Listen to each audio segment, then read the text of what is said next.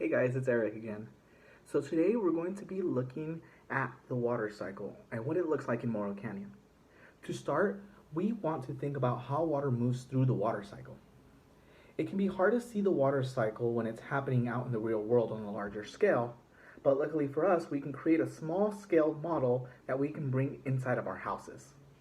To get started, what you're going to do is you're going to gather a couple of materials.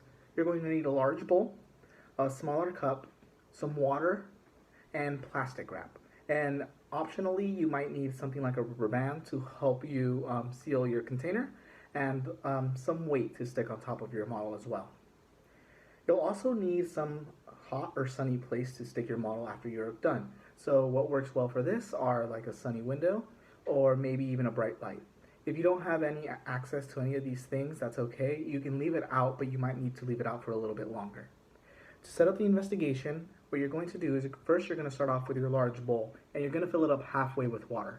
So I'm just using a Tupperware container that I found within my house and I filled it about halfway with water. Next, you're going to get your smaller cup. I have a little drinking mug here that I used, and you're going to stick this in the middle of your container here, inside of the water. Make sure that you do not have water filled up to the top here or water will start to go inside of your mug. So place that down in the middle.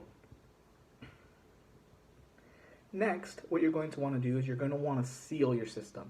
And you can seal your system in multiple ways. If you have a Tupperware like I do here, if you have a lid for it, you can use the lid as it. But I am going to be using a little piece of saran wrap to wrap our model in.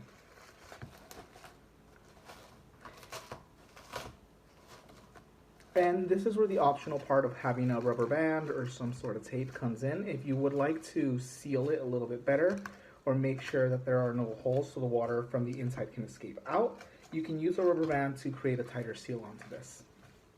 Next, the other optional part that you can do is you can use some sort of weight or heavy stone to place on top of your model up here.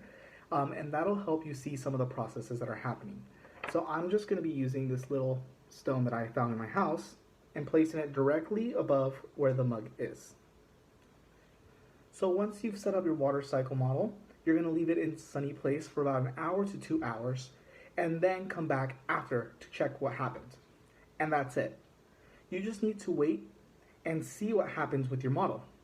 If you want, while you wait, you can go into the Dig Deeper section to learn more about the water cycle. After enough time has passed, go ahead and open up the Science Notebook page. It has some questions that you can respond to about what you observed happening within your model.